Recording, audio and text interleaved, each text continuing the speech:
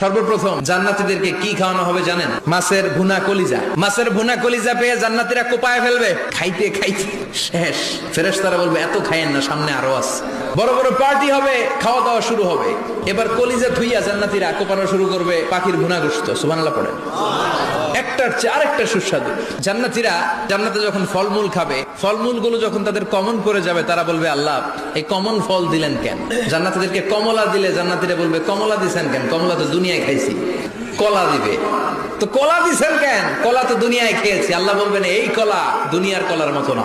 দুনিয়ার কলার ছোলা ফেলে দিতে হয়, বিচি ফেলে দিতে হয়, পাতা ফেলে দিতে হয়। জান্নাতের ছোলা ফালা লাগবে না। ছোলা খাও, ছোলা আরো মজা।